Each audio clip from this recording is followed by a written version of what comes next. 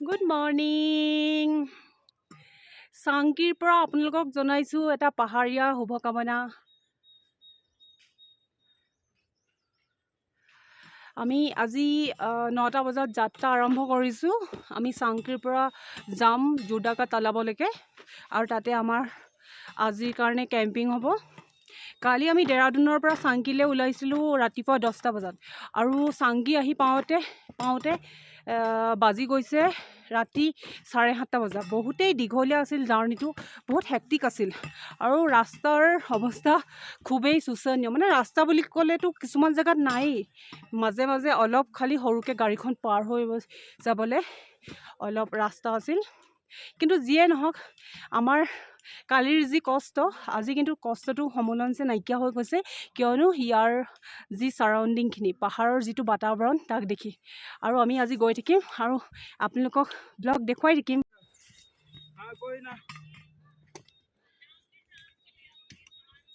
ऋषि इधर देख। ठीक है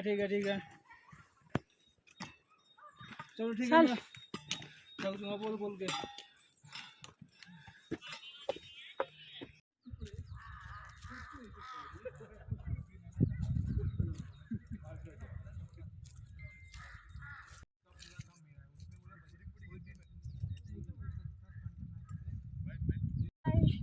আহি পাই গ'লোহি আৰু আধাতকৈ বেছি আমি আহি পালোঁ আৰু অলপহে দূৰ যাবলৈ আছে। আমি তাৰপিছত গৈ পাম জোৰডাকা তালাব।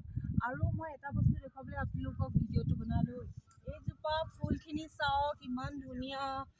আৰু ইয়াৰ পাছত ফুলৰ লগে লগে সমানে আছে এইখিনি চেৰি ফুলৰ নিচিনা, চেৰি নহয় কি ফুল নাজানো, কিন্তু এইখিনি চাওক, হিৰিক গছখিনি, পাইন ট্ৰিজ সমানে আৰু তাৰ লগতে আৰম্ভ হৈ গৈছে স্ন'।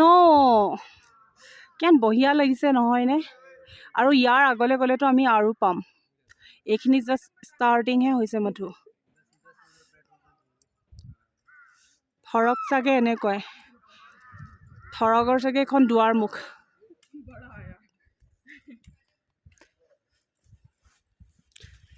ট্ৰেকাৰ্ছবোৰ গৈ আছে, বিভিন্ন ঠাইৰ পৰা ট্ৰেকাৰ্ছবোৰ আহিছে।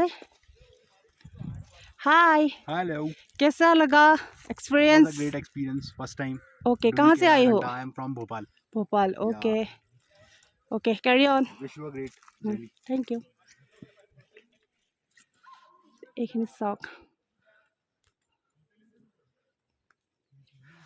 বহুতেই ভাল লাগিছে। আৰু আপোনালোকেও যদি কেতিয়াবা সময় পায় তেতিয়াহ'লে কেদাৰকান্থা ট্ৰেক এবাৰ হ'লেও এবাৰ আহিবই। কি খবৰ? হাত মোজা পিন্ধি টাচটো কৰিব নোৱাৰি, মানে ফোনৰ স্ক্ৰীণখনে, মোৰ যিহেতু ফোনটো পুৰণা গতিকে স্ক্ৰীণখন কিছু বেয়া হৈ গৈছে, সেইকাৰণে হাত মোজাযোৰ খুলি লৈছিলোঁ।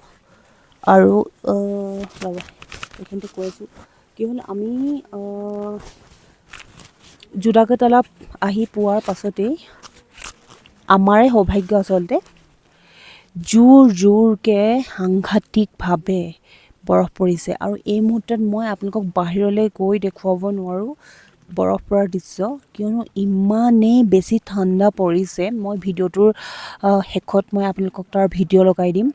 ইমানেই জোৰকৈ বৰফ পৰিছে যে বৰফৰ কাৰণে বাহিৰলৈ ওলাব নোৱাৰি। ঠাণ্ডাৰ প্ৰকোপ ইমানেই বেছি যে, আৰু ঠাণ্ডাৰ লগতে বৰষুণ আৰু স্ন'ৰ দুইটা মিলি পৰিছে, লগতে বতাহ। এনেকুৱা লাগে, ওলালে এনেকুৱা লাগিছে যে আমাক যেন চোকা বেজীৰ আগেহে কাটি থৈ গৈছে, ইমানেই ঠাণ্ডাৰ প্ৰকোপ। কিন্তু ইয়াৰ ক্ষেত্ৰতো আমি এটা কথা ক'ব লাগিব যে যিটো আমি বিচাৰি আহিছিলোঁ, যিটো কেতিয়াও এইটো এক্সপিৰিয়েঞ্চ হোৱা নাছিল, যে বৰফ পৰাৰ দৃশ্য চোৱাৰ যি সৌভাগ্য, সেয়া কিন্তু আজি নিজ চকুৰে দেখিবলৈ পালোঁ। কালি আমাক যিহেতু গাইডজনে কৈছিল যে আমি ৰেইনকোট ল'ব লাগিব নেকি, তেওঁক সোধোতে তেওঁ কৈছিলে যে কোনো ধৰণৰ ৰেইনকোট লোৱাৰ প্ৰয়োজন নাই, কিয়নো বহুত কেইদিন ধৰি বৰফ তেনেদৰে পৰা নাছিলে, গতিকে তেওঁ আমাক ৰেইনকোট নালাগে বুলি ক'লে। সেইকাৰণে আমিও ৰেইনকোট নানিলোঁ। কিন্তু এতিয়া আমি ভাবিছোঁ এনেদৰে বৰফ পৰি থাকিলে কাৰণে আমি জোৰডাকা তালাবৰ পৰা কেম্পটোলৈ কেনেকৈ যাম। আৰু তেওঁলোকে সেইদিনাখনি কৈছিল যে যদি এনেদৰে বৰফ পৰি থাকে তেতিয়া আমি বেছ কেম্পৰ আগত গৈ কেৱল এটা কেম্পহে পাব পাৰিম, আমি ছামিট কেম্পটো নাপামগৈ, মানে ছামিটটো নাপামগৈ থাৰ্ড কেম্পটোৰ পৰা। গতিকে আমি লাষ্টত কি হয় সেইটো কথা গম নাপাওঁ, কিন্তু আশা কৰিছোঁ কাইলৈলৈকে বৰফ পৰাটো বন্ধ হ'ব।